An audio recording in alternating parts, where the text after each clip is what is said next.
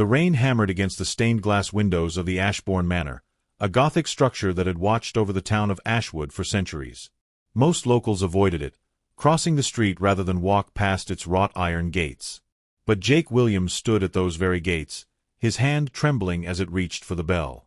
He had spent 3 months searching for her. 3 months following whispers and half-truths, piecing together a puzzle that most people dismissed as urban legend. But Jake knew better.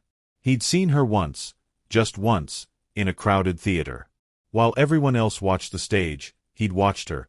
The way she didn't blink, didn't breathe, didn't belong to the same world as the rest of them.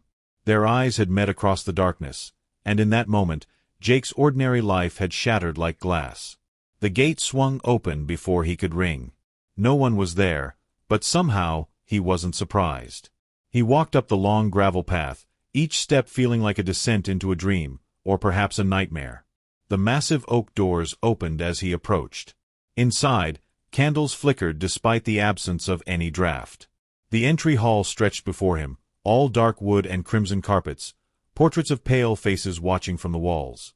And at the top of the grand staircase stood Nyx Ashborne. She was exactly as he remembered, impossibly beautiful, with raven-black hair that fell to her waist, skin like porcelain, and eyes that gleamed like polished silver in the candlelight. She wore a black dress that seemed to be made of shadows themselves. "Jake Williams," she said, her voice carrying down to him like silk sliding over skin. "You've been looking for me." It wasn't a question. Jake swallowed hard. "I have. Most people who find me wish they hadn't. Let's not be dramatic about this." She gestured, and Jake found his feet carrying him up the stairs without conscious thought. The parlor she led him to was warm despite its size, a fire crackling in an ornate fireplace. She gestured to a leather chair and took the one opposite, crossing her legs with predatory grace. "You want to know what I am?" Nyx said, studying him with those unsettling eyes. "I know what you are," Jake replied, surprised by the steadiness in his own voice. "I want you to make me like you." Nyx's laugh was like breaking crystal. Do you really, Jake Williams? Or do you think you want it?" "I've thought about nothing else for 3 months." 3 months. She leaned back, a smile playing at her lips. "I've thought about things for 3 decades before acting on them. You humans and your urgency, it's almost charming." Jake leaned forward. "I'm dying." Nyx's expression didn't change, but something flickered in those silver eyes. "We're all dying, darling. Some of us just take longer. Brain tumor. Inoperable. I have maybe a year, probably less." Jake's hands clenched on the armrests. "I'm not ready to die, Nyx. I'm not ready for everything I am, everything I could be, to just end. I've barely lived. And you think eternal life is the answer? You think becoming a monster will give you what you're missing?" "I think," Jake said carefully, "that you wouldn't have let me into your home if you intended to simply say no." Nyx stood, walking to the window where rain still streaked down the glass. For a long moment, she said nothing, and Jake wondered if he'd overstepped. Then she turned back to him. "I could turn you right now, drain you to the edge of death, give you my blood, and by tomorrow night you'd wake as something new. Something that would live for centuries, perhaps millennia if you're clever." She moved closer, each step deliberate. "But you would also hate me. Hate yourself. Within a year, maybe 2, you'd walk into sunlight and end it because you'd realize you didn't just lose your humanity, you murdered it." "Then teach me," Jake said. "Test me. Whatever you need to do to be sure." Nyx stopped inches from his chair, looking down at him with an expression he couldn't read. 7 nights, she finally said. "I will give you 7 trials, 7 chances to prove that you understand what you're asking for. Some will seem simple. Others will break you.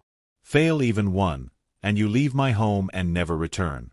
Succeed in all 7, and I will grant your wish. When do we start?" "Now." Nyx smiled, and for the first time, Jake saw her fangs, elegant, deadly, and very real. "Welcome to the first night, Jake Williams. I hope you survive it." The trial of confronting what truly terrifies you. Nyx led Jake deeper into the manor, down a corridor lined with more portraits. Jake couldn't shake the feeling that the eyes in the paintings followed him. They descended a spiral staircase, the temperature dropping with each step. "Everyone fears something," Nyx said, her voice echoing off the stone walls. Most people spend their lives running from their fears, building walls, telling themselves comforting lies. But fear and death are intimate companions, and if you're to become immortal, you must first face what terrifies you most. Not run from it, not overcome it, but face it. Look it in the eye and acknowledge it. They reached a heavy wooden door. Nyx produced an old iron key and unlocked it. "Beyond this door is a room," she explained. "When you enter, you'll experience your deepest fear made manifest. It's not real, not in the physical sense, but it will feel real. Every instinct you have will scream at you to run, to escape, to do anything but stay in that room. But stay you must, for 1 full hour." Jake's throat was dry. "What happens if I leave before the hour is up?" "Then you fail. And we're done here." Nyx's expression softened slightly. "I won't judge you for it, Jake. Most humans can't even approach this door. The fact that you're considering it already makes you braver than most." "An hour," Jake repeated. He thought about the hospital rooms he'd been in, the diagnosis delivered with clinical detachment, the way his parents had cried when he told them. He thought about the fear that had consumed him every night since, not of dying, but of ceasing to exist, of being forgotten, of never mattering. "I can do an hour." "We'll see." Nyx pushed the door open. Beyond was darkness, complete, absolute darkness. "I'll lock the door behind you. When the hour is up, I'll open it again. If you're still inside, you pass." Jake took a deep breath and stepped through. The door closed behind him with a definitive thud, and he heard the lock turn. For a moment, nothing happened. Jake stood in the darkness, his eyes trying to adjust but finding nothing to adjust to. The silence was oppressive, broken only by his own breathing and heartbeat. Then the whispers began.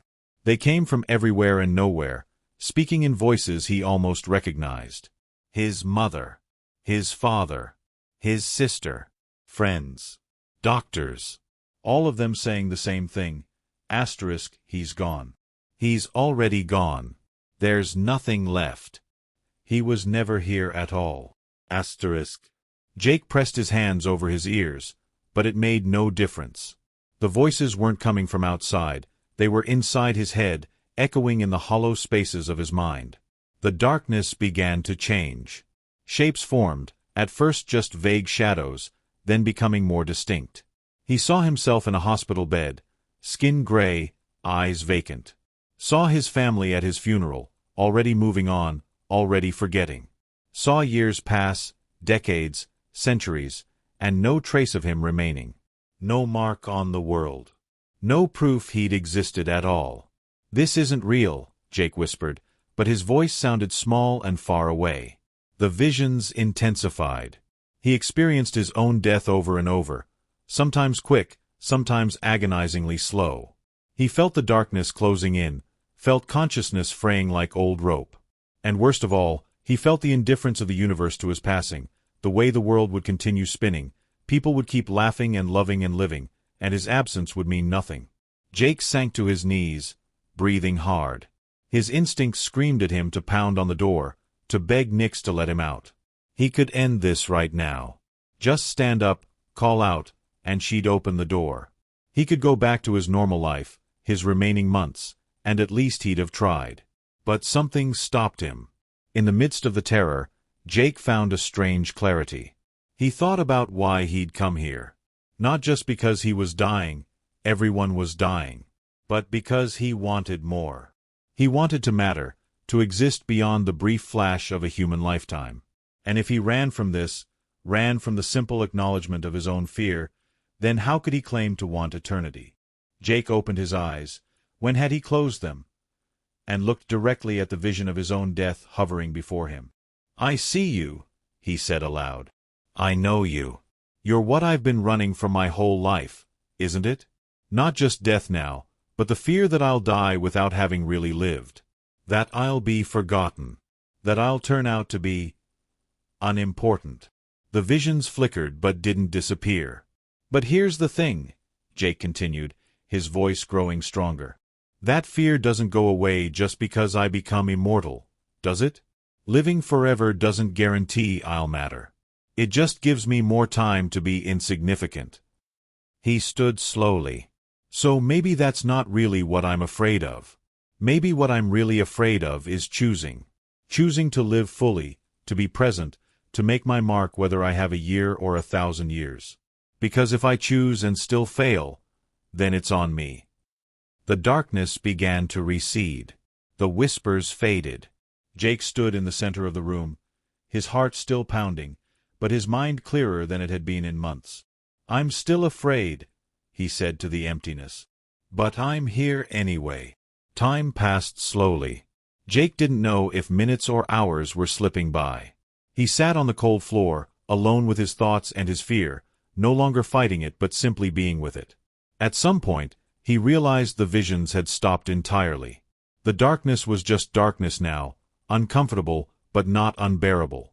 When the lock finally turned and the door opened, Nyx stood silhouetted in the light from the corridor. She studied him for a long moment. Most people spend the hour screaming or crying, she said. Some claw at the door until their fingers bleed. A few curl into a ball and shut down entirely. But you sat there like you were meditating. Jake stood, his legs stiff. I was just trying to understand. That's the first step, Nyx said, a hint of approval in her voice. You can't outrun fear. You can only acknowledge it and move forward anyway. You've earned a reprieve before the second trial. As they climbed back up the stairs, Jake felt different, not unafraid, but no longer controlled by his fear. Behind him, the door to the room closed with a soft click, and he didn't look back. The trial of severing human connections. Jake returned to the manor the following evening just as the sun dipped below the horizon. Nyx met him at the door, looking as immaculate as before, though now she wore a deep burgundy dress that matched the color of wine, or blood. You came back, she observed. Did you think I wouldn't? I've seen humans surprise me in both directions, Nyx replied, leading him to a different room, a study lined with books, some so old their spines cracked with age. A fire burned low in the hearth. On a desk sat a smartphone, his smartphone, Jake realized with a start. How did you? Does it matter? Nyx gestured to the phone.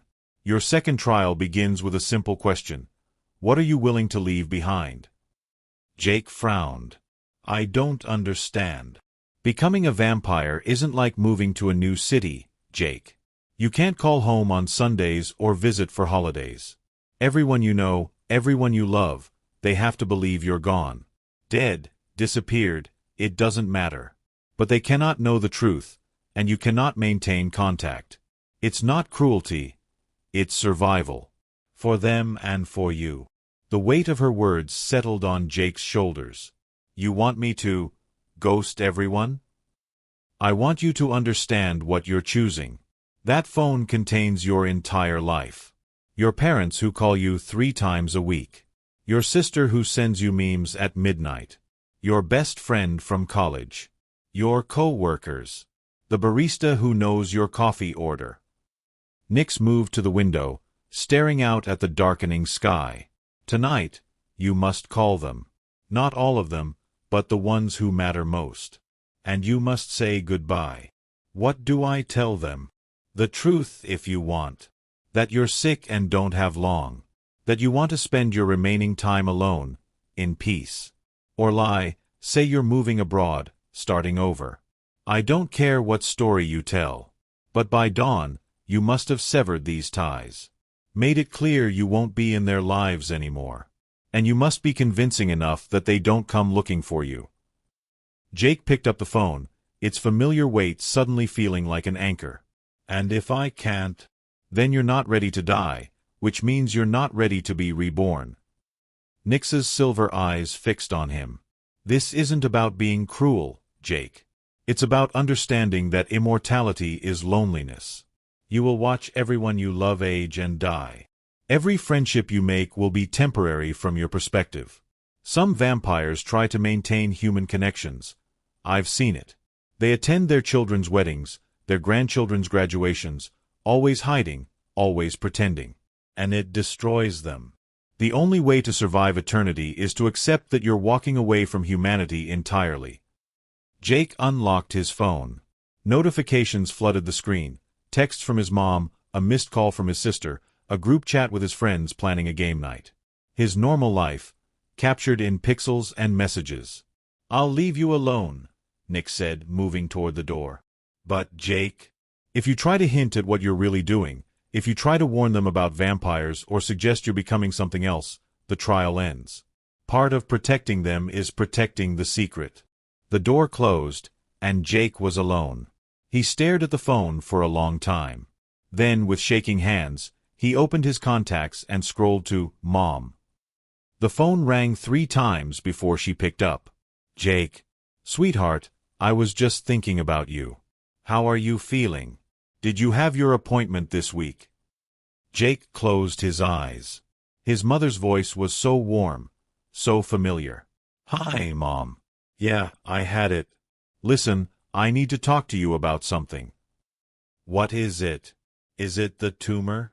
Did they find something?" "No, nothing like that. Well, sort of." Jake took a breath. "I've been doing a lot of thinking.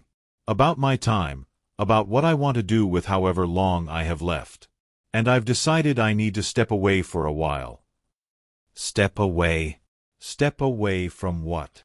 "From everything. From treatment, from family dinners, from all of it.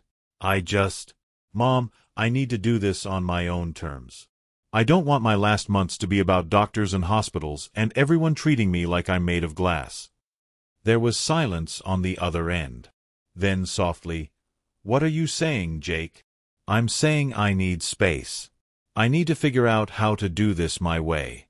And I need you and Dad and Sarah to let me." "Jake, you're not thinking clearly. You need your family right now.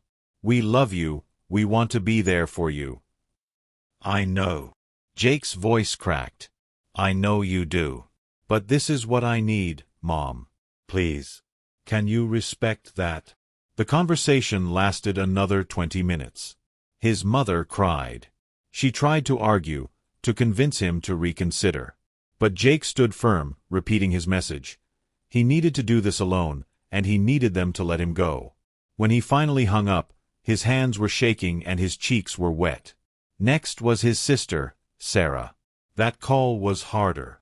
She was angry at first, calling him selfish, saying he was running away.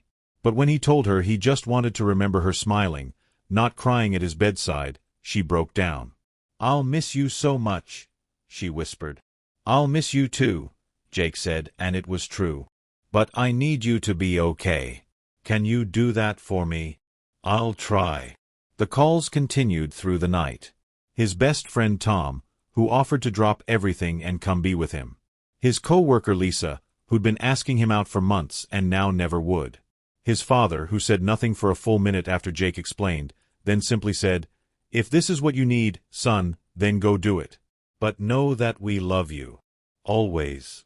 By the time the first hints of dawn colored the eastern sky, Jake's voice was hoarse and his phone's battery was nearly dead. But he'd done it. He'd said goodbye to his life, to the people who made him who he was. Nyx entered without knocking, 2 glasses in her hands. She offered him one, whiskey, by the smell. "How do you feel?" she asked. Jake took a sip, welcoming the burn. "Empty. Like I just attended my own funeral." "In a way, you did." Nyx sat across from him.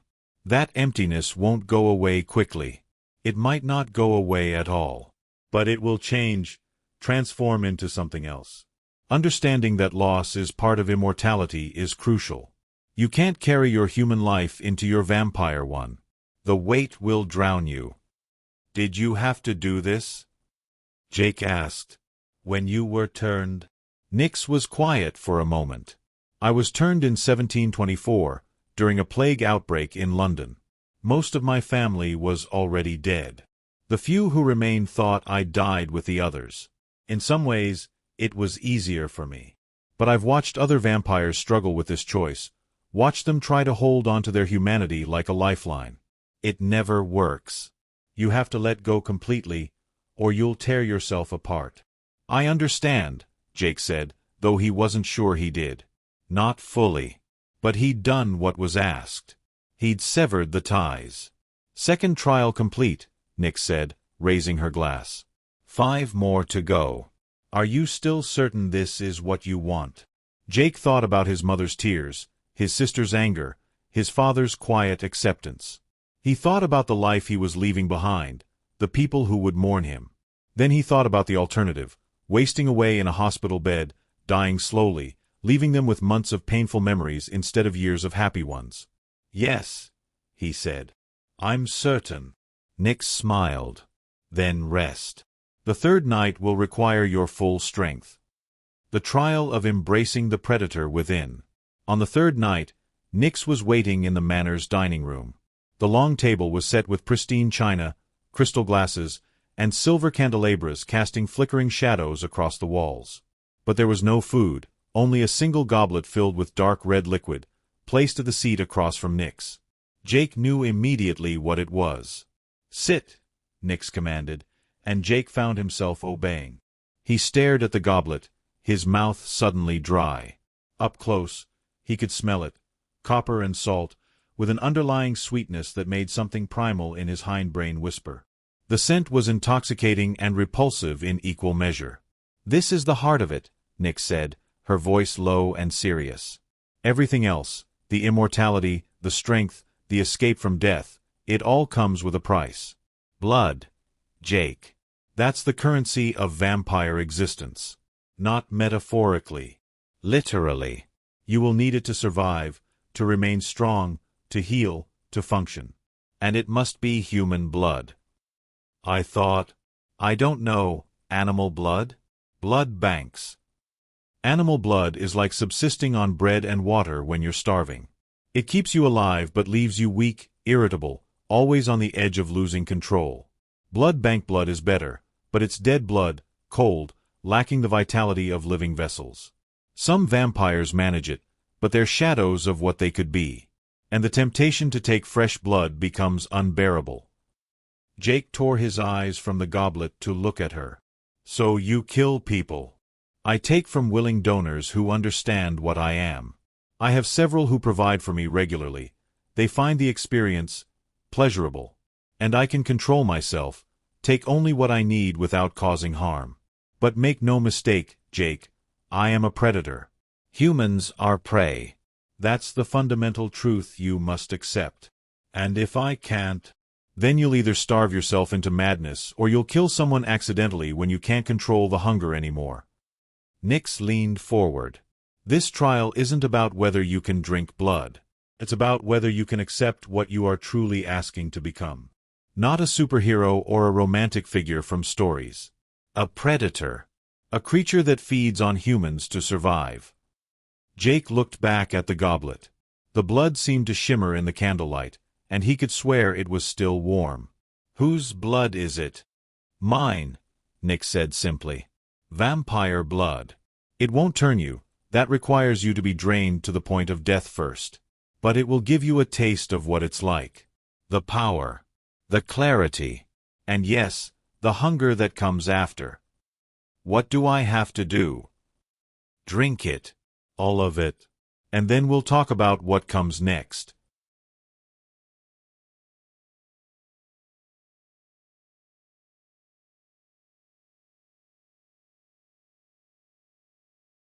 Jake's hand trembled as he reached for the goblet. Every civilized instinct screamed at him not to do this, that drinking blood was wrong, unnatural, monstrous. But he'd come this far. He'd faced his fear. He'd said goodbye to his family. He couldn't turn back now. He lifted the goblet to his lips. The first taste was shocking, not because it was awful, but because it wasn't. It was rich and complex, like the finest wine but infinitely more satisfying. Heat spread through his body, starting in his chest and radiating outward. His senses sharpened.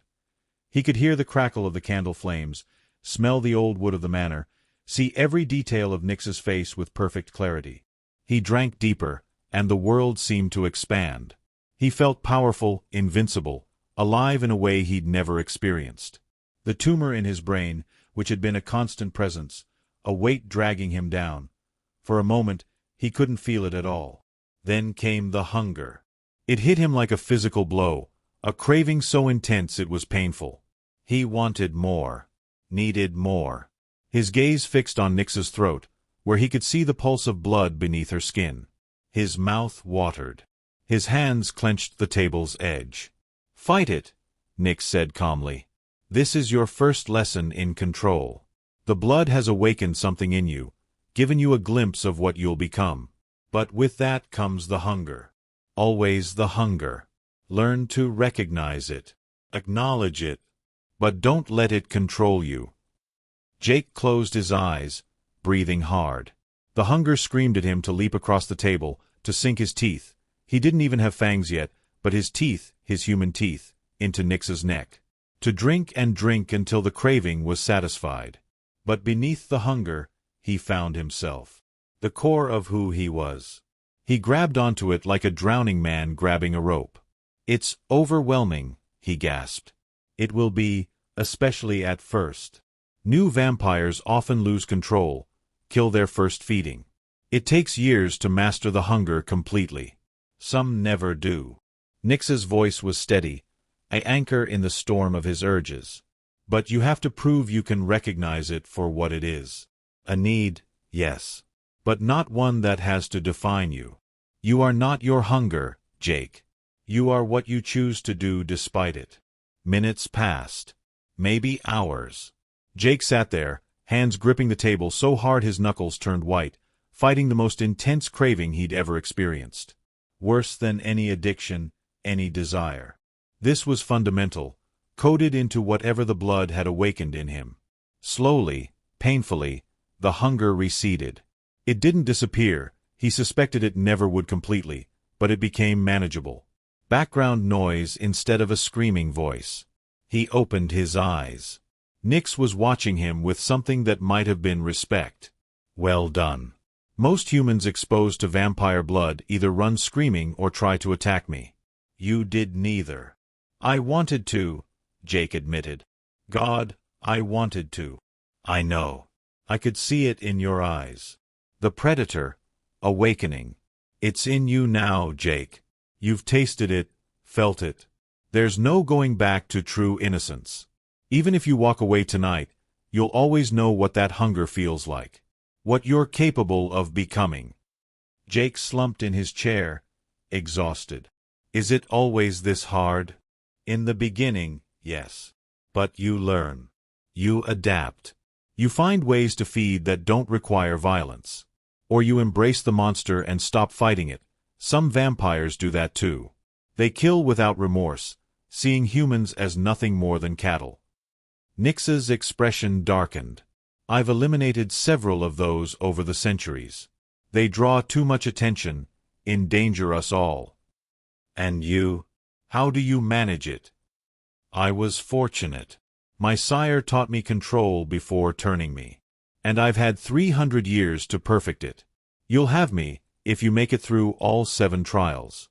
I'll teach you everything I know." She stood. "But first, you need to survive the rest of the tests. Rest now.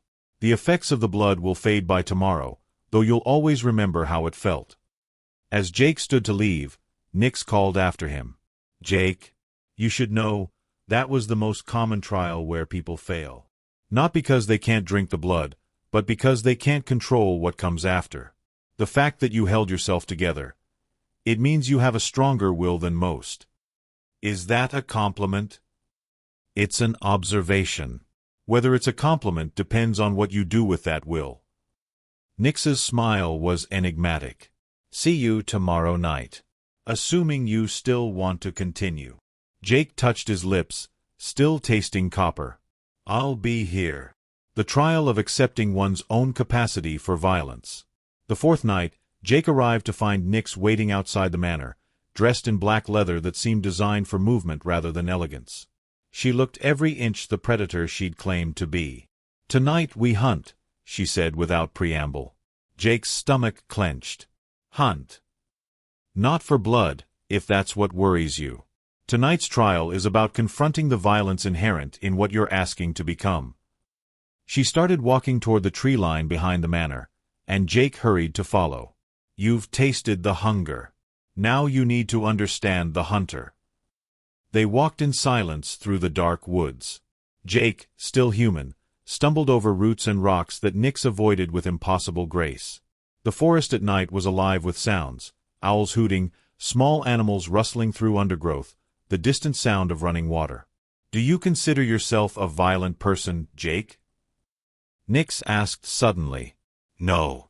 I mean, I've been in a few fights, but nothing serious. I don't like hurting people. That's going to be a problem. They emerged into a clearing where moonlight spilled down through the trees. In the center of the clearing stood a man, tall, muscular, with wild eyes and blood on his shirt. Jake froze. Nyx, what is? This is Marcus, Nyx said calmly. He's a vampire. Young, maybe 10 years turned. And he's gone rogue, killing indiscriminately, leaving bodies for humans to find. He's drawing attention to our kind, which I can't allow. Marcus snarled, and Jake saw his fangs, longer and sharper than Nyx's, stained red. Nyx, come to execute me for your little rules. I've come to give you a choice. Leave this territory and never return, or face the consequences. Marcus laughed, a wild sound. I'm done hiding. Done pretending. We're apex predators, and I'm tired of acting like we should be ashamed of it. He moved, faster than Jake's eye could track, lunging for Nyx. But she was faster, sidestepping and driving her fist into his solar plexus. Marcus stumbled back, and suddenly they were fighting, a blur of movement that Jake could barely follow. It was brutal. Savage. They moved with inhuman speed and strength, smashing into trees hard enough to crack bark, drawing blood that healed almost instantly.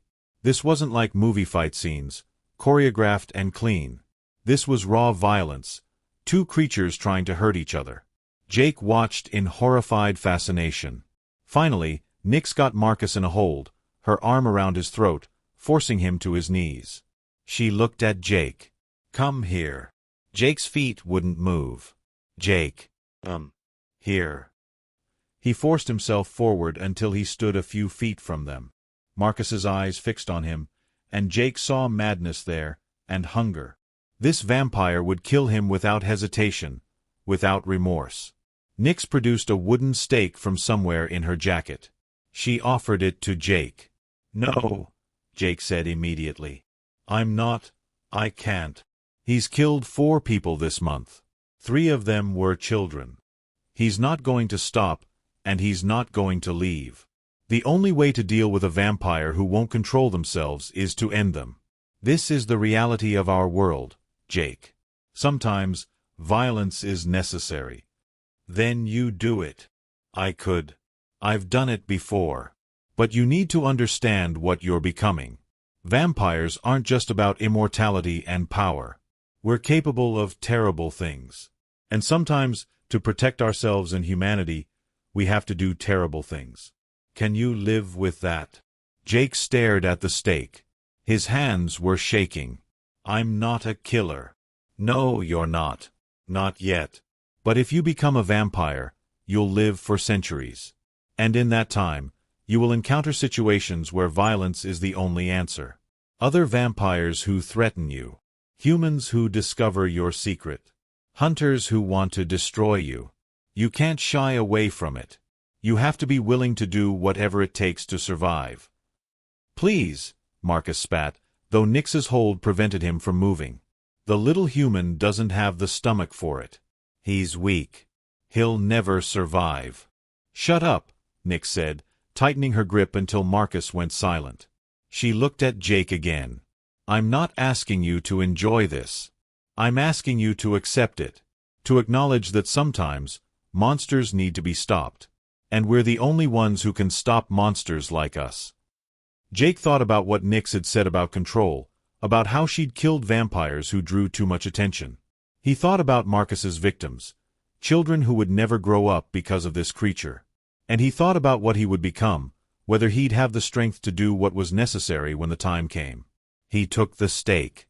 It was heavier than he expected, solid wood worn smooth from use. He stepped closer to Marcus, who was now watching him with something like fear in his eyes. "I'm not doing this because I want to," Jake said quietly. "I'm doing this because you took that choice away. From yourself and from your victims." He raised the stake. And stopped. "I can't," he said, lowering his hand. "I can't kill someone, even someone like him.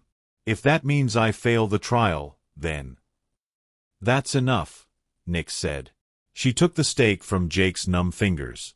"You've proven what I needed to see." In one fluid motion, she drove the stake into Marcus's heart. The vampire's eyes went wide, his mouth opening in a silent scream. Then he crumbled into ash, the particles scattering on the night wind.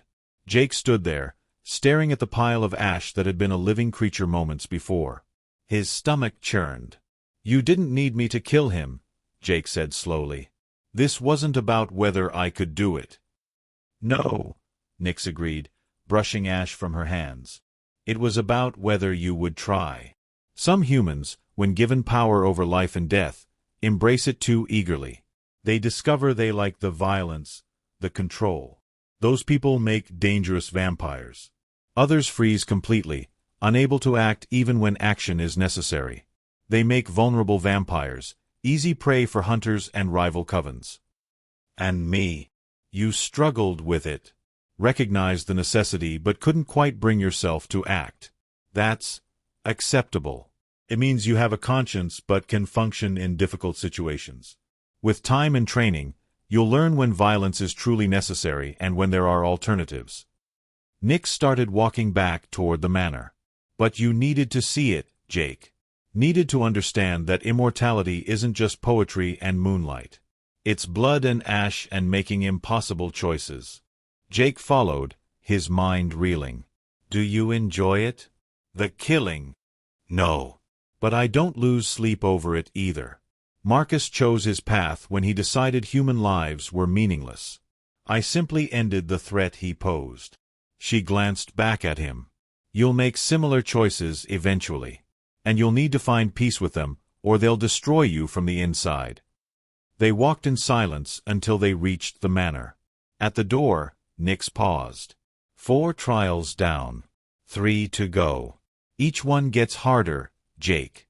Each one strips away another layer of the person you are now. Are you starting to regret this?" Jake thought about the fear he'd faced, the family he'd abandoned, the hunger he'd tasted, the violence he'd witnessed. Then he thought about the alternative, wasting away in a hospital, dying without ever truly living. "No," he said. "I don't regret it." "Good. Because tomorrow night, you'll wish you did." The trial of surrendering the sun and all it represents. The 5th night began differently. When Jake arrived at the manor, Nyx was waiting on the front steps, her face turned up toward the last rays of sunlight painting the clouds orange and pink. She didn't look at him as he approached.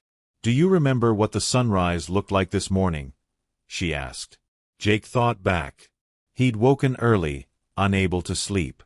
He'd watched the dawn from his apartment window, something he'd done 1,000 times before without really seeing it. "Yes. It was beautiful. Describe it to me." The sky went from deep purple to pink, then gold. The clouds caught fire with color. Everything seemed to glow for a few minutes, like the world was being reborn. Nyx finally looked at him, and there was something ancient and sad in her eyes. "I haven't seen a sunrise in 300 years. Not truly. Not without risking my life." Jake suddenly understood what tonight's trial would be about. "Come with me," Nyx said, leading him inside and up to the manor's highest tower. The room at the top was circular, with windows facing every direction. Heavy blackout curtains covered each one. A single chair sat in the center of the room. "Sunlight is the one true death for vampires," Nyx explained. "Oh, we can be killed other ways. Beheading, fire, a stake through the heart. But those require action, violence, intent. Sunlight is different. It's passive, constant, unavoidable. Step into it, and you burn. Stay in it, and you die. I know, Jake said. Everyone knows that about vampires. But do you understand what it means? Really understand? Nyx moved to the eastern window, her hand resting on the curtain but not opening it. It means no more morning coffee watching the sunrise. No more afternoon walks in the park. No more feeling the warmth of the sun on your face. No more summer days at the beach. No more casual errands during daylight hours. The entire day, half of existence, becomes forbidden to you. I can work at night. Live at night. Yes. And you'll watch the rest of the world live during the day. You'll see humans take for granted what you can never have again. Every movie showing a sunrise, every photo of a sunny day, every casual mention of an afternoon appointment, they'll all remind you of what you've lost. Nyx turned to face him. Some vampires say they don't miss it. They're lying, or they've existed so long they've forgotten what it's like to feel sunlight. But it's always there, Jake. That loss. That absence. What do I have to do? Nyx gestured to the chair. Sit. Watch the night turn to day. And when the first rays of sunlight break the horizon, you'll need to make a choice. I'm going to open all these curtains. Sunlight will flood this room. And you'll have to sit here in this chair, in this room, knowing that if you were a vampire, you would be burning alive. You'll have to imagine it. The pain. The helplessness. The knowledge that something as simple and beautiful as sunlight has become your enemy. How long do I have to sit here? Until you truly understand what you're giving up. Until you can honestly say you accept this loss. It might be 5 minutes. It might be 5 hours. But you don't leave this chair until you're ready to live without the sun forever. Jake sat down. The chair was uncomfortable, hard wood with no cushioning. Appropriate, he thought. Nyx moved toward the door. I'll be downstairs. When you're ready, come find me. But Jake, don't lie to yourself about this. Don't pretend it won't matter. Because it will. Every single day, it will matter. She left, and Jake was alone with the night. For a while, he simply sat there, watching through the gaps in the curtains as the last light faded from the sky. Stars appeared, sharp and bright in the darkness. The moon rose, nearly full, casting silver light across the landscape. It was beautiful. The night had its own magic, its own appeal. Jake could see why someone might choose this. But then he started thinking about what he'd be missing. He thought about his sister's wedding, scheduled for next summer. It was an afternoon ceremony, outside, in a garden. He'd always imagined being there, watching her walk down the aisle with the sun shining down. As a vampire, he couldn't go. She'd get married thinking he was dead or gone, and he'd never see it. He thought about hiking trips with his friends, climbing mountains to watch the sunrise from the peak. About lazy Saturday mornings reading on his balcony. About the way his mother's garden looked in the afternoon light, flowers in full bloom. All of that gone. The sky began to lighten, almost imperceptibly at first, then more obviously. Deep blue gave way to lighter shades. Jake's chest tightened. This was it. The point of no return. Once he committed to this, once he accepted this loss, there would be no going back. The horizon began to glow. Pink and orange crept across the sky. Jake's hands gripped the arms of the chair. He remembered a day from his childhood. He'd been maybe 7 years old, and his father had woken him before dawn to go fishing. They'd sat on the dock, waiting for the fish to bite, and watched the sun come up together. His father had put his arm around Jake's shoulders and said, "Every sunrise is a gift, son. Never take them for granted." Jake's eyes burned with tears. The first direct rays of sunlight broke over the horizon. Golden light streamed through the windows as Nyx had promised, the blackout curtains pulled back by some mechanism Jake hadn't noticed. The room flooded with warmth and light. And Jake sat there, imagining what it would feel like if he were a vampire. He imagined his skin beginning to burn, to smoke. Imagined the pain, not just physical but existential, the knowledge that something that gave life to the world was killing him. Imagined being trapped, unable to escape, forced to endure until he was nothing but ash. He imagined living with that fear for centuries. Never able to be careless, to forget. Always checking the time, always aware of when dawn was coming. Always hiding. The sunlight was so beautiful. It made everything in the room glow. Dust motes danced in the beams. The warmth touched his face, and he closed his eyes, feeling it. This was what he'd lose. And yet, Jake opened his eyes, looking directly at the rising sun. He'd lose this, yes. But he'd gain centuries. Millennia, maybe. He'd see things no human ever would. Do things no human could. He'd watch the world change, history unfold. He'd learn and grow and exist in ways impossible for mortals. Was it worth it? Trading day for night, sunlight for starlight, mortality for eternity? He didn't know. He honestly didn't know. But he knew one thing. He was choosing this. Not being forced, not being tricked. Choosing. With full knowledge of what he'd lose. Jake stood up. The sunlight washed over him, warm and beautiful and deadly to what he would become. He turned slowly, looking out each window at the new day dawning. "Goodbye," he whispered. Then he left the room.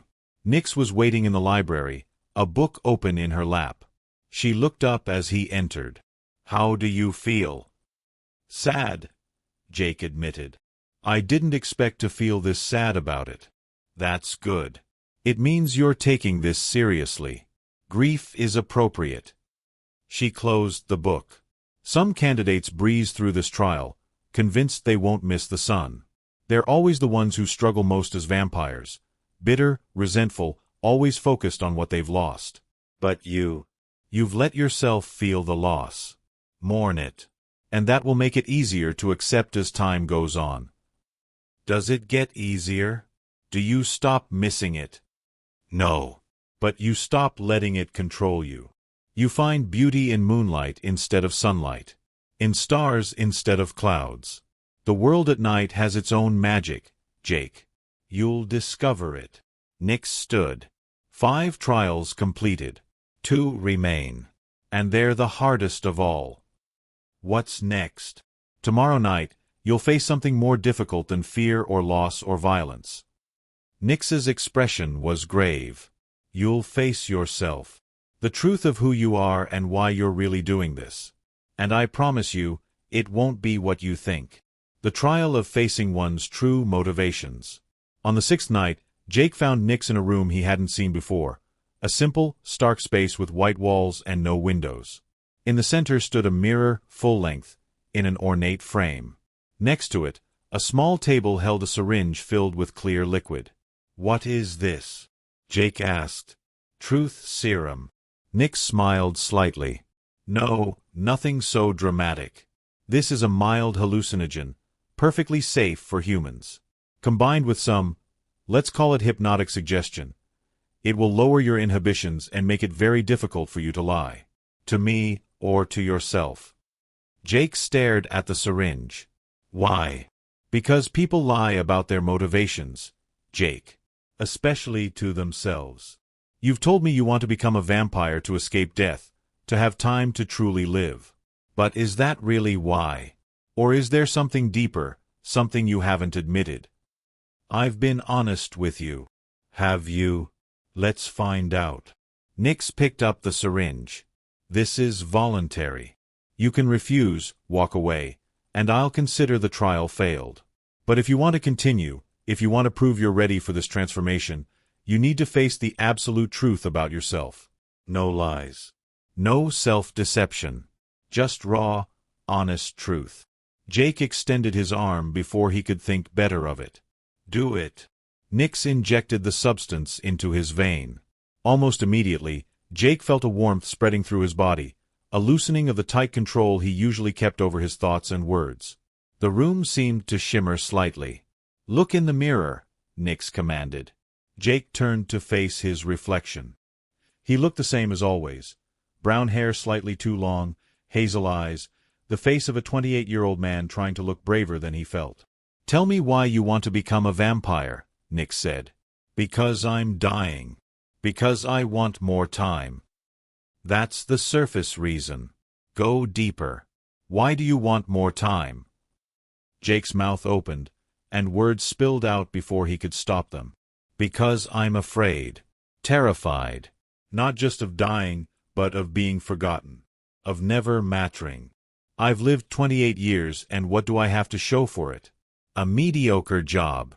A few friends. A family that loves me but doesn't really know me. I haven't done anything important. Haven't made any kind of mark on the world. And now I'm dying, and it's like I never existed at all. Keep going. I thought I had time. You know. I thought I'd figure out who I was supposed to be, what I was supposed to do. But I wasted it. I played it safe. Took the easy path. And now it's too late, and I'm going to die having never really lived, never really tried, never really. His voice broke. I'm a coward. I've always been a coward. And becoming a vampire feels like a second chance. Like I can start over, be someone different. Someone brave and powerful and important. Is that what you think being a vampire will make you? I don't know. Jake's reflection wavered through the tears in his eyes. I don't know anything anymore. I just know that I can't die like this. I can't let this be all there is. There has to be more. There has to be. Nyx moved to stand beside him, her reflection appearing in the mirror next to his. You think immortality will give you courage, purpose, meaning. But Jake, those things don't come from how long you live. They come from choices you make. A vampire can live for 1,000 years and still be a coward, still be meaningless. Time doesn't make you brave. It just gives you more opportunities to be afraid. I know that. I do. But you're hoping it will be different. Hoping that becoming something else will transform you into someone you couldn't become as a human. Nyx's silver eyes met his in the mirror. Here's the truth you need to face. You're not asking for immortality because you want to do great things. You're asking for it because you're running away from the fact that you didn't do great things as a human. This isn't about embracing life. It's about escaping your regrets. The words hit Jake like physical blows. He wanted to deny them, to argue, but the substance in his system wouldn't let him lie. Yes, he whispered. You're right. I'm running away. I've always been running away. From responsibility. From risk. From the possibility of failure. And now I'm running away from death itself because facing it means admitting that I wasted my life. There it is, Nyx said softly. The truth. Now, look at yourself. Really look. And answer this question. If I gave you a choice right now, become a vampire and live forever, or heal your tumor and have a normal human lifespan, which would you choose? Jake stared at his reflection. Under the influence of the drug, he couldn't lie, couldn't hide from himself. The tumor healed, he heard himself say. I'd choose to live as a human. Because what I really want isn't immortality. It's the chance to do things right. To be brave. To matter. And I could do that in a human lifetime if I just tried. The admission felt like it had been torn from somewhere deep inside him. Jake's legs gave out, and he sank to the floor, his back against the mirror. So I'm a fraud, he said dully. I don't really want this. I'm just afraid to die before I've lived. Nyx knelt beside him. You're human, Jake. Flawed and afraid and desperate, just like everyone else. But here's what you need to understand. Those flaws don't disqualify you from immortality. They make you exactly the kind of person who might survive it. What? Vampires who were perfect as humans often become monsters.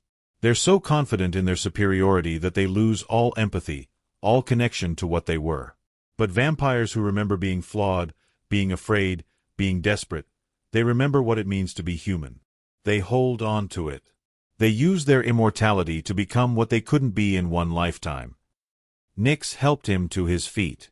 You're right that you've been a coward. You're right that you've wasted time. But Jake, you're 28 years old.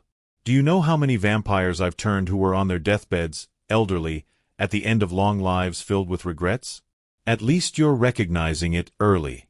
At least you want to change. But that doesn't make it right. I'm not asking for immortality for noble reasons. I'm asking because I'm too scared to face what I am. And yet you just did face it. You looked at yourself, acknowledged your fears and failures, and didn't look away. That's growth, Jake. That's courage. Not much maybe, but it's a start. Jake wiped his eyes.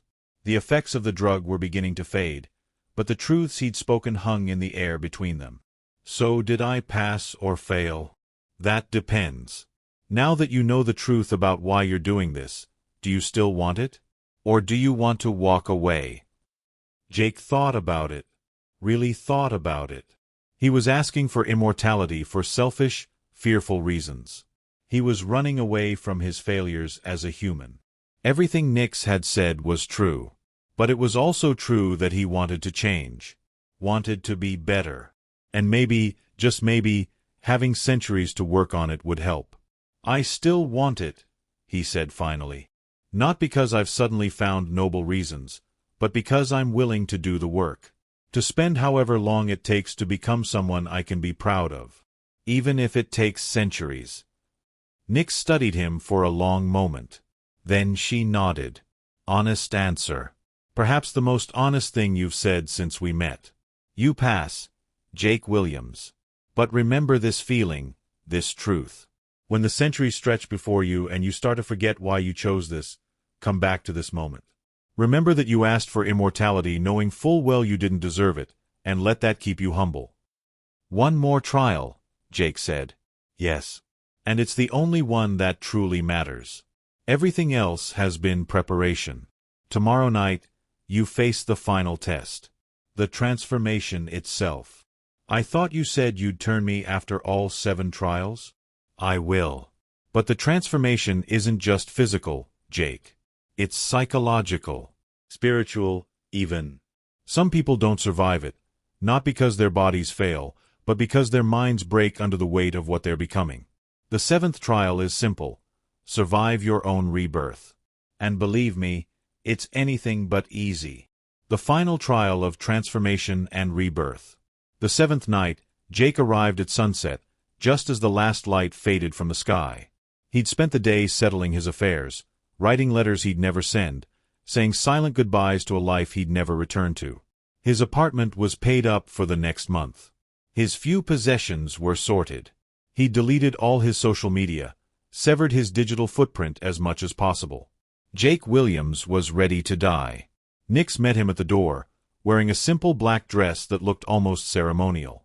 Her expression was serious, reverent even. Last chance to walk away, she said. After tonight, there's no going back.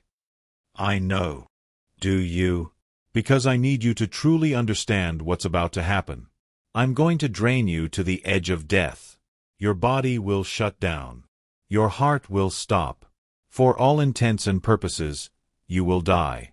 And then I'll give you my blood, and you'll come back as something else. Something that looks like you, has your memories, but isn't quite human anymore. Some philosophers argue it's a form of death, that the human dies and a vampire wearing their face is born. I can't tell you if that's true, but you need to consider it. I've considered everything, Jake said. I've faced my fears, abandoned my family, tasted blood, witnessed violence, mourned the sun, and confronted my own selfishness. I'm as ready as I'll ever be. Nyx nodded slowly. Then come with me. She led him to a bedroom he hadn't seen before. Unlike the gothic grandeur of the rest of the manor, this room was simple, almost austere. A bed with clean white sheets. Candles providing soft light. Nothing else. Lie down, Nyx instructed. Jake did, his heart pounding. Now that the moment was here, fear crashed over him in waves. What if it went wrong? What if he died and didn't come back? What if he came back as something monstrous, unrecognizable? Nyx sat on the edge of the bed, brushing his hair back from his forehead with surprising tenderness. I'm going to tell you what's going to happen, so you're not surprised. First, you'll feel euphoria. My venom has that effect, probably to make prey docile. Then, as I take more blood, you'll get cold, dizzy. You'll feel yourself slipping away. It's important that you don't fight it.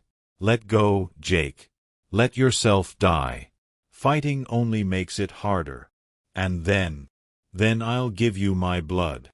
You'll drink it, and it will hurt. Like fire in your veins, rewriting every cell. Your body will convulse. You might scream. The pain lasts anywhere from a few minutes to an hour, depending on the person. And then you'll sleep, a sleep so deep it mimics death. When you wake, you'll be changed. How long will I sleep? Usually about 24 hours. But it varies. I'll be here the whole time, Jake. I won't leave you alone through this. I promise. Jake reached up and took her hand. Thank you. For everything. For the trials, for being honest with me, for... Save your thanks. Let's see if you still feel grateful when you wake up. But she squeezed his hand gently. Are you ready? Yes. Nyx leaned down, her lips close to his neck. Jake felt her breath, cold against his skin. Then the sharp pierce of fangs, and the euphoria hit immediately, just as she'd promised. It was like every good feeling he'd ever experienced concentrated into a single moment. Jake gasped, his free hand clutching the sheets. For several seconds, there was only bliss. Then the bliss began to fade, replaced by a pulling sensation. He could feel his blood flowing out, feel his strength going with it. The coldness came next, starting in his extremities and moving inward. His fingers and toes went numb. His arms and legs felt heavy, distant. Jake's breathing became labored. His vision started to dim at the edges. Let go, Nyx had said. Don't fight it. But every instinct screamed at him to fight, to struggle, to survive. This was death approaching, and everything in him wanted to run from it. He thought about the first trial, about facing his fear, about sitting in that room with his terror and not letting it control him. He stopped fighting. The moment he surrendered, everything became easier. The darkness closing in didn't seem so frightening. The coldness felt almost peaceful. His heartbeat, which had been racing, began to slow. Slower. Jake's last conscious thought was wondering if this was what his death from the tumor would have felt like. If maybe this was mercy, to choose the moment and the method rather than wasting away in a hospital bed. Then nothing. There was a moment, or maybe an eternity, Jake couldn't tell, where he simply wasn't. No thoughts, no sensations, no existence. Just void. Then pain. It started in his chest, a burning that spread through every vein, every artery, every capillary. Jake would have screamed if he'd had breath, if he'd had a body he could control. But he was paralyzed, forced to endure as his entire physical form was unmade and remade. Every cell was being rewritten. He could feel it somehow, feel the fundamental change occurring at the most basic level of his being. His human DNA unraveling, something new being woven in its place. His dead heart suddenly lurched back to life, but the rhythm was different. Slower, stronger, only beating when necessary. His senses exploded. He could hear everything. The crackle of candle flames, the settling of the old house, Nyx's breathing, unnecessary for her, but a habit from centuries of pretending, the sound of his own body transforming. He could smell blood, not just human blood but the distinct sense of different types, and underneath that, the smell of the earth outside, of night blooming flowers, of rain approaching from miles away.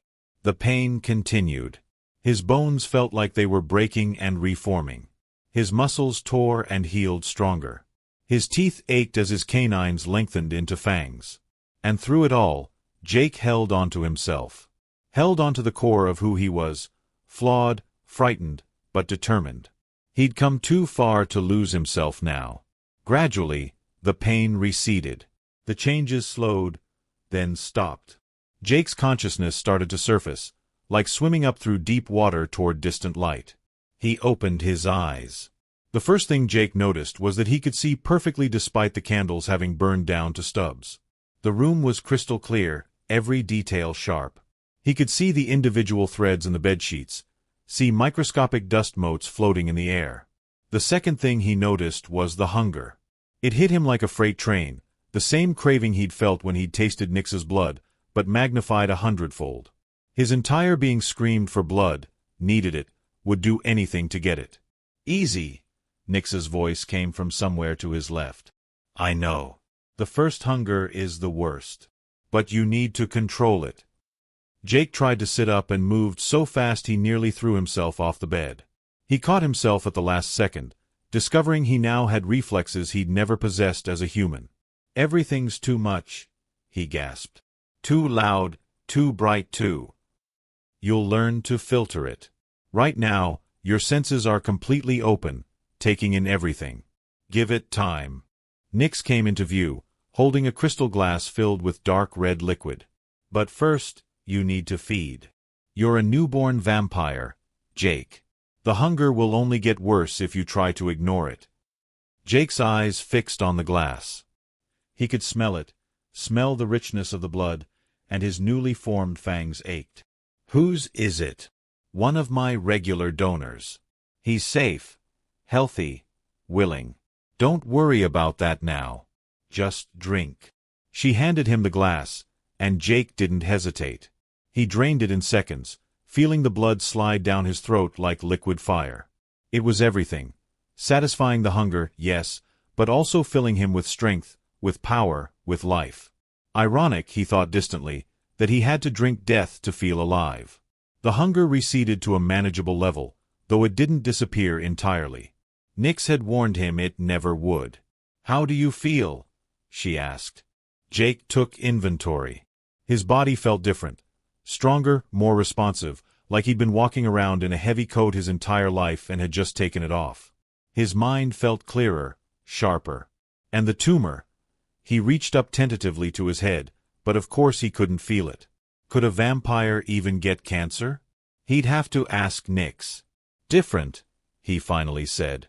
"Very different. But still me." "Good. That's important. Some newborns wake up and it's like their humanity is gone immediately. They're essentially feral.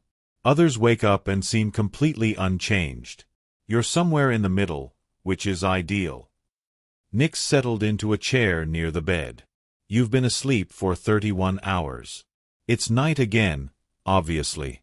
You missed your first day as a vampire, but that's probably for the best. New vampires and sunlight don't mix well. The pain is supposedly excruciating, even if it's just indirect light through windows."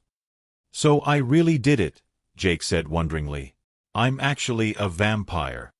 "You completed all 7 trials and survived the transformation." "Yes, Jake Williams. You're a vampire now.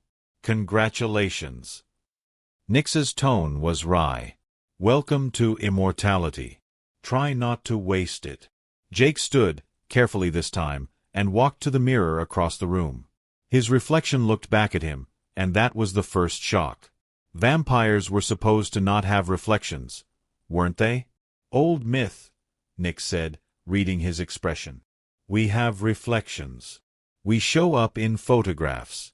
We can touch silver and enter churches if we want, though most of us find religious spaces uncomfortable for psychological reasons. Garlic does nothing. Running water doesn't hurt us. Most of the folklore is nonsense." Jake studied his reflection. He looked like himself, but more. His features were sharper, his skin paler but somehow more luminous. His eyes, which had been hazel, now had flecks of silver in them. And when he smiled experimentally, he saw his fangs, elegant, deadly, and undeniably real. "What now?" he asked. "Now begins your real education. You know how to be human. Now you have to learn how to be a vampire. How to hunt without killing. How to move through human society without being detected. How to control your strength so you don't accidentally hurt someone. How to manage the hunger, the heightened emotions, the new instincts. It will take years, maybe decades, to fully master it all." "And you'll teach me?" "That was the deal. You complete the 7 trials. I turn you and teach you. I honor my agreements." Nyx stood. "But Jake, understand this. I'm not your sire because I like you or because I feel sorry for you. I'm your sire because you proved you had the potential to be a vampire who adds something to our world rather than taking from it. Don't make me regret it. I won't. Time will tell. She moved toward the door. Come on. There's someone I want you to meet. One of my donors. He's agreed to let you feed from him directly, under my supervision. You need to learn how to do it without killing. Jake followed her, marveling at how easily his new body moved, how effortlessly he could keep pace with Nyx's gliding walk. They went down to a sitting room where a young man waited, probably mid-20s, attractive, calm despite being in a house with 2 vampires. This is Marcus, Nyx said. Different Marcus than the one she'd killed, obviously. He's been donating to me for 3 years. Marcus, this is Jake, my newest protégé. Hey, Marcus said easily. Congrats on not dying. Thanks. Nyx explained the process. How to bite without causing unnecessary pain, how to take only what he needed, how to seal the wound with his saliva afterward so it would heal cleanly. Jake listened, trying to ignore the hunger that roared back to life at the proximity of fresh blood. The key, Nyx said, is control. Always control. You're stronger than any human now, Jake. You could kill him in seconds without meaning to. So you have to be gentle, aware, and you have to stop before you take too much. Can you do that? Jake looked at Marcus, who tilted his head, offering his neck with an ease that suggested he'd done this many times before. I can try. Then try. And Jake, if you lose control, I'll stop you. Marcus won't be harmed. Jake approached slowly. Up close, he could hear Marcus's heartbeat, smell the blood rushing through his veins. The hunger screamed at him to just take, to drink until the craving was satisfied. But he'd come too far, past too many trials, to fail now. He bit down carefully, feeling his fangs pierce skin. Blood flowed into his mouth, warm and fresh and alive in a way the glass of blood hadn't been. It was transcendent. It was everything. And it was so easy to want more. But Jake remembered the trials. Remembered learning control, learning to face what he was without letting it define him. He took what he needed, no more, and pulled away. He sealed the wound as Nyx had taught him, watching it close immediately. Marcus touched his neck, smiled. Not bad for a first-timer. Most newborns are a lot rougher. Jake realized he was shaking. Not from the blood, from the effort of stopping. That was... I know, Nyx said quietly. It gets easier. Not easy, but easier. You did well. Over the following hours, Nyx taught him more. How to move at vampire speed without being seen. How to scale walls using his new strength. How to sense other vampires nearby. How to hear heartbeats and know if someone was lying. How to exist in a world that was both familiar and utterly foreign. As dawn approached, Nyx led him to a bedroom that would be his. Deep in the manor, no windows, completely light-proof. You'll stay here for now, she said. Until you've learned enough to survive on your own. Could be months, could be years. Every vampire is different. Thank you, Jake said. For everything. For the trials, for turning me, for teaching me. I know I'm not the ideal candidate. I know my reasons were selfish. But I promise I'll spend however long it takes to become worthy of this gift. Nyx's expression softened slightly. You already are, Jake. The fact that you question whether you deserve it means you probably do. It's the ones who are certain of their worthiness who worry me. She paused at the door. Get some rest. Tomorrow night, your real education begins. Alone in his room, Jake lay down on the bed. He didn't feel tired.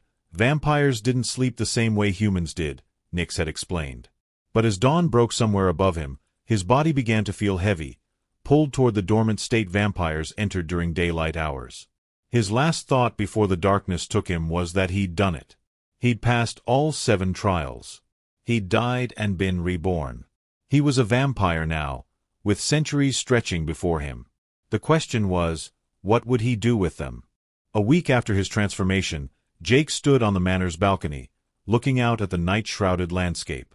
The moon was high, painting everything in silver light. In the distance, he could see the lights of Ashwood, the town he'd lived in as a human but would now experience in an entirely different way. Nyx joined him, 2 glasses of blood in her hands. She offered him one, and they stood in companionable silence for a moment. "How are you adapting?" she asked. "It's strange. Everything's familiar but different. I walked through town last night, at your insistence, for practice, and it was like seeing it for the first time. The sounds, the smells, the way humans move through the world so oblivious to what's around them. You were one of them a week ago." "I know. That's the strangest part. I remember being human, but it already feels distant. Like it happened to someone else." Jake sipped the blood, donated, like everything Nyx provided. She had a network of willing humans who provided for her regularly, and she was teaching him how to build similar relationships. "Do you ever regret it? Becoming a vampire?" Nyx considered the question. "Sometimes. Usually on beautiful mornings when I'm trapped inside, or when I attend a funeral for someone I cared about. But mostly, no. I've seen wonders, Jake. I've watched empires rise and fall. I've learned languages that don't exist anymore. I've loved and lost and loved again. I've had time to become someone I couldn't have been in a single human lifetime. The cost is high, but the rewards." She gestured at the eternal night spread before them. "The rewards are worth it."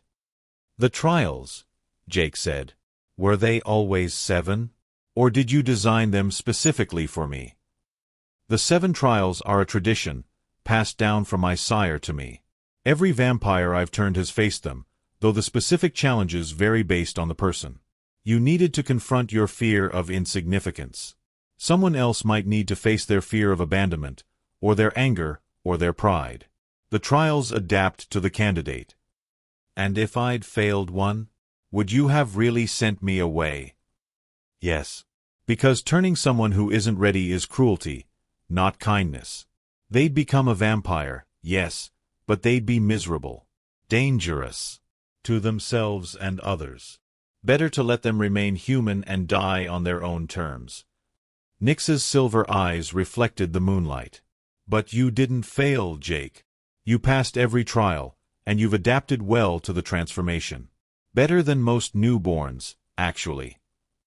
"Because I'm terrified of screwing this up?" "Because you're thoughtful, self-aware. Those qualities will serve you well." She finished her blood and set the glass aside. "I have something for you." Nyx pulled a small box from her pocket and handed it to him. Inside was a ring, silver, with a dark red stone. "This belonged to my sire," she said. "He gave it to me when I completed my first year as a vampire. It's tradition to pass it to your first successful protégé. The stone is a garnet.